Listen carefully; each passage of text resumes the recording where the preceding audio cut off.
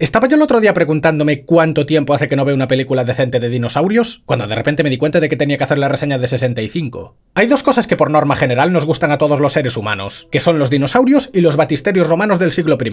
Así que cuando me acordé de esta película que trataba precisamente de dinosaurios, pensé, ¿a quién no le va a gustar? Pues a casi nadie. Realmente esta película no le gustó a casi nadie, ya que tenía potencial para ser como mínimo decente, pero acabó siendo del montón malo, con cero originalidad, potencial desperdiciado por todas partes, una construcción de mundo inexistente y en general pues es un producto muy simplón. Pero antes de nada quiero agradecer a Opera GX por patrocinar este vídeo. ¿Nunca os pasó que estéis en el escritorio sin hacer nada y de repente tenéis la CPU al 40% por la cara y la memoria RAM se dispara sin ninguna razón? Bueno, pues eso muchas veces pasa porque los navegadores habituales empiezan a poner procesos en segundo plano y os hacen el lío. Pues bien, Opera GX es un navegador muy intuitivo con el que no solo no vais a tener ese problema, sino que además es perfecto para gamers. Y no solo por la estética que se sale de lo convencional. Ya para empezar con el tema del consumo de recursos, con Opera GX podéis regular el consumo de RAM y CPU, incluso si estáis jugando o usando algún programa muy cargante. Es tan sencillo como ir al icono de GX Control que tenéis arriba a la izquierda y limitarlo como más os guste. De ese modo podéis tener el navegador abierto, consultar lo que os haga falta y que esto no afecte al rendimiento de vuestros juegos. A su vez también cuenta con otra herramienta llamada GX Cleaner con la que podéis limpiar todas estas cosas que se van acumulando con el tiempo y que rara vez nos acordamos de eliminar, tales como las cookies, memoria caché, descargas y demás historias. Y todo esto sin la necesidad de meterse en configuraciones avanzadas ni cosas raras, simplemente le dais al icono y se acabó. Del mismo modo, recalcando el apartado gamer, a diferencia de estos navegadores en donde solo tenemos una interfaz blanca y carente de alma, Opera GX tiene un apartado visual con el que le pasa por la izquierda todo lo demás, y que aún por encima podemos modificar con shaders varios y con unos mods que se pueden descargar desde la propia tienda del navegador que le pueden dar estéticas futuristas, de fantasía épica, anime o incluso videojuegos como Halo o lo que más os guste. Y si os cansáis de uno, pues lo desinstaláis, lo modificáis parcialmente o lo cambiáis por otro totalmente nuevo. Todo eso se puede hacer desde el mismo menú. Y por si esta personalización os pareciese poca cosa, también podéis añadir efectos de sonido cuando pulsáis una tecla, podéis poner música de fondo, vincular vuestra cuenta de Twitch u otras aplicaciones como Spotify, animaciones especiales cuando abres el navegador, un icono personalizado para este, consultar a ChatGPT, que viene integrado en el navegador, y si no, ver a Danny Bow TV en YouTube, que yo creo que suele ser la mejor opción. Opinión totalmente imparcial. Y ya si sois como yo y os gusta estar enterados del mundillo de los videojuegos, pues tenemos GX Corner, que es un apartado en donde hay noticias sobre el sector videojueguil, un calendario sobre los próximos estrenos, juegos free to play y un montón de cosas más. La verdad yo lo estuve usando un buen rato y sentí que estaba en mi salsa. Casi que ni me tenía que molestar en adaptarlo, porque ya de base estaba hecho para gente como yo. Así que nada, si os interesa Opera GX y queréis navegar por internet desde una perspectiva un poco más friki de lo habitual, podéis descargarlo desde el enlace en la descripción. Y dicho esto, retomamos la reseña. La historia empieza en el planeta Somaris, que de primeras podría parecer interesante, pero como no profundizan en lo más mínimo en su cultura, sociedad y ecosistemas, pues nos da igual porque no aporta nada al metraje. Simplemente es un nombre sin contexto alguno. En cuanto al protagonista, es un piloto espacial llamado Mills, que antes de traicionar a la Orden Jedi y convertirse en un amago de Sith malcriado, pues parece que era un padre de familia que tiene una hija enferma y quiere hacer un viaje de 2 años para conseguir el dinero necesario para pagar su tratamiento. O sea que podemos sacar la conclusión de que ese planeta sigue la política estadounidense, en la que independientemente de la pasta que tengan y sus avances tecnológicos, si te pones enfermo cagaste. En cualquier caso, ya en la siguiente escena tenemos un salto temporal en el que vemos cómo su nave viaja por el espacio, pero de repente tiene un accidente con unos asteroides no identificados que pillaron al protagonista durmiendo y no pudo hacer nada por evitar el accidente. También te digo, mucha tecnología con los viajes espaciales, pero lo de avisar de los asteroides cuando ya los tienes encima no es que sirva de mucho. Y ya de paso lo de que haya un único piloto en toda la nave en lugar de 2 que se vayan turnando para poder dormir, pues tampoco lo termino de entender, sobre todo sabiendo que el propio sistema de cartografía espacial puede fallar de esta manera. En fin, un planeta de chapuceros. La cuestión es que Mills no puede hacer gran cosa y acaba estrellándose en un planeta salvaje que ni siquiera es capaz de identificar. O sea que la ruta establecida lo mandó por donde le dio la gana. Para más Inri, los pasajeros que estaban criogenizados en la nave la palmaron todos y Mills no puede contactar con nadie, ya que los sistemas están cascados y fuera de cobertura y el exterior evidentemente está lejos de tener civilización alguna. Vamos, que la acaban de liar pardísima por no saber prevenir las cosas. Todo esto provoca que el protagonista se quiera quitar la vida al ver que seguramente no salga de esta, pero de repente detecta que una de las cápsulas sí que tiene un pasajero con vida y entonces para cuando la abre para ver quién es, descubre que es una niña que obviamente le recuerda a su hija y van a establecer un vínculo tras vivir una aventura y un montón de cosas que se veían venir a la legua. Pues bien, llegados a este punto, la película nos confirma que este planeta es ni más ni menos que la Tierra hace 65 millones de años, es decir, justo a finales del Cretácico. Y de hecho los asteroides con los que chocó eran precisamente los fragmentos de uno más grande que acabarían extinguiendo a los dinosaurios. El problema es que el concepto está tan mal planteado y hay tan poca información sobre el trasfondo de los somaritas que lo que nos da a entender es que viajó al pasado por algún tipo de anomalía espacial normal, cuando en realidad no es el caso. Es decir, hace 65 millones de años, por alguna razón, existían humanos en un planeta muy lejano que se saltó todo el proceso evolutivo que tuvimos nosotros en la Tierra, también tienen tecnología súper avanzada y uno de ellos estrelló en nuestro planeta tal y como acabamos de ver. El problema es que entre el fallo del cálculo con la ruta, la incapacidad de los sistemas para identificar el planeta y que el propio Mills no tenga señal para contactar con su civilización, a mí me dio a entender que viajó al pasado. De hecho, el propio narrador dice que fue hace 65 millones de años, como si nos lo estuviese diciendo a nosotros, o sea, los terrícolas. Pero insisto, nos quieren hacer creer que hace millones de años había humanos en otro planeta y que pese a que hacen rutas espaciales cerca de nosotros, no hubo ningún registro de ellos en la Tierra, ni interacciones futuras, ni nada. Que oye, puede ser, ¿eh? Solo digo que por cómo lo plantean parece que viajó al pasado. Vale, pues ya con esto aclarado, mientras la niña estaba durmiendo en la nave, Mills explora los alrededores solo para ser atacado por un velociraptor de CGI o algún pariente cercano al que despacha sin mayor problema. Entonces descubre que la parte de atrás de la nave se estrelló en una montaña y que tiene una cápsula de salvamento operativa. Así que su plan para salir de ahí es alcanzar la parte trasera de la nave y volver al espacio para que los rescaten. El tema es que más pronto que tarde se da cuenta de que la niña lo estuvo siguiendo y esta por algún motivo escapa por el bosque de un planeta desconocido antes que quedarse con el tipo que sabe que la rescató y estuvo cuidando poco antes. Porque sí, estaba fingiendo que dormía y sabía perfectamente que Mills era trigo limpio. En cualquier caso, el protagonista la alcanza más pronto que tarde y la salva de un dinosaurio enorme que se estaba acercando. Entonces, para cuando vuelven a la nave, Mills descubre que la niña se llama Koa, pero no hablan el mismo idioma y malamente se consigue comunicar con ella a base de mímica. Aún así, entiende que su familia puede estar en la cola de la nave y a partir de ahí los dos van a iniciar un viaje hacia la montaña para con suerte salir del planeta. Por el camino, la niña le empieza a tirar cosas a Mills para vacilarlo y a raíz de esto tenemos un intento de comedia que no termina de arrancar después de haber tenido un par de escenas que intentaban dar miedo pero que tampoco terminaron de arrancar. Vamos, como toda la película, un casi algo constante que nunca llega a nada. Pero bueno, que llegados cierto punto se encuentran con un dinosaurio atrapado en un pantano y al igual que el típico vídeo de un animal atrapado que cae dos veces en el mismo agujero, al poco de salir es atacado por unos raptores y lo dejan muñeco. Cosa que le afecta muchísimo a Koa, pero enseguida lo dejan estar. Siguiendo con el recorrido, en cierto punto Mills se sube a un árbol para localizar la nave, no sé por qué, ya que en teoría la localización estaba fijada en el GPS que trajo, y de repente se mete un ostión criminal con el que se disloca el hombro justamente cuando aparecen unos dinosaurios para atacarlos. ¿Por qué no atacaron en todo el tiempo que tardó Mills en escalar el árbol si estaban al lado? No lo sabe ni Paula, pero el caso es que se defienden como pueden, el protagonista recoloca su hombro y mientras que este se enfrenta a los depredadores, Koa escapa hasta una playa en la que tampoco termina de estar a salvo del todo. Sin embargo, lo que podía ser una escena tensa de una niña escapando de unos pterosaurios se quedó en nada porque Mills aparece justo después y la pone a salvo. Como veis, tienen potencial para conseguir algo grande, pero se conforman con poco. Tras este incidente, la niña se quedó medio traumatizada y Mills consigue tranquilizarla un poco silbándole como solía hacerla a su hija. Y sí, ya sé que suena mal, pero es que literalmente se pone a silbar y la niña deja de estar asustada. No hay otra forma de explicarlo. Chorradas aparte, al retomar el viaje y hacerse de noche, descansan en una cueva en la que Koa revela que trajo consigo una grabación de la hija de Mills y la reproducen en un aparato en donde se deja claro que murió por su enfermedad. O sea, que este viaje que hizo el prota parece que no es el mismo del que hablaban durante el prólogo de la película. El problema es que para cuando se quedan dormidos, a Koa se le mete un parásito en la boca que no sé cómo no se dio cuenta de ello y pese a que Mills le ayuda, lo peor está por venir. Ya que justo en la entrada de la cueva aparece un Fasolasuchus gigante que para nada trata de imitar la famosa escena de Jurassic Park 2 y entonces Mills le pega un par de tiros, pero como no sirve de mucho se acaban escondiendo más adentro de la cueva y a partir de ahora van a buscar un camino alternativo. Dentro de la caverna se puede ver que hay un oviraptor escondido que efectivamente más tarde será una amenaza. Pese a que tal y como dice su nombre se supone que se alimenta de huevos y no se mete nunca en movidas. Pero mira, yo qué sé. La cuestión es que los protagonistas llegan hasta lo que parece el final de la cueva y de repente pierden toda la esperanza de avanzar, cuando fácilmente podrían dar la vuelta y salir por la misma cueva de antes. Total, después de que le hubiesen tuneado la cara con la escopeta, no creo que el dinosaurio de antes siga por ahí. Pero nada, parece que no se les ocurre la idea y en su lugar prefieren meter unas mini granadas por una grieta que abren una gruta perfectamente pensada para que quepan ambos. Y por supuesto el derrumbamiento no sucede cuando explotan las granadas, sino varios minutos después cuando Koa ya cruzó hasta el otro lado, pero Mills todavía estaba en ello. De tal manera que se separan y luego el oviraptor ataca al protagonista solo para palmarla a los 15 segundos. Si es que ya dije que no era un depredador, no sé qué esperaba. Vale, pues en vista de que ambos están separados, se comunican con los silbidos de antes para saber que ambos están bien, y mientras que la niña consigue salir por una parte y envenenar un cuerno con unas vallas que no va a cambiar demasiado el desenlace, Mills sale por otro sitio y detecta que el asteroide principal está a punto de caer sobre la Tierra. O sea, que o salen de ahí cagando leches o la van a palmar. También te digo, millones de años sin tener ningún problema y van a tener un accidente el mismo día que cae el asteroide. Si es que cualquiera diría que lo van buscando. En fin, que Koa tiene una movida con un velociraptor que consigue cargarse con unas granadas y mientras Mills la estaba buscando se caen unas arenas movedizas y tiene que ser la niña quien lo salve. Pero por lo menos ya vuelven a estar juntos. Eso sí, ya para cuando por fin llegan a donde la nave, la niña comprende que sus padres murieron en el accidente y medio se enfada con Mills por habérselo ocultado. Cosa que no entiendo, porque ya para empezar malamente pueden comunicarse porque hablan idiomas diferentes. A su vez Mills, mientras le intentaba explicar el plan, le dijo lo de familia porque, oye, si sales de ese planeta puedes ver a tu familia, o al menos esa podría ser una forma de interpretarlo. Y lo más importante, estén o no vivos tus padres, tienes que ir a la nave de salvamento. ¿Por qué es eso? universo o palmarla en ese planeta. Es que vamos a ver, toda la película insistiendo en que estas dos personas no se entienden, pero justo una palabra random que sueltan intentando comunicarse y ya la convence de algo que se imaginó ella sola. Es algo un poco raro. En cualquier caso, el protagonista le explica que su hija murió estando enfadada con él y de repente parece que Koa lo entiende todo, pese a que insisto en que hablan distintos idiomas, y entonces se serena y ya por fin se van a meter los dos en la nave, en la cual por cierto sí que captaron la señal de un equipo de salvamento. Pero entonces, justo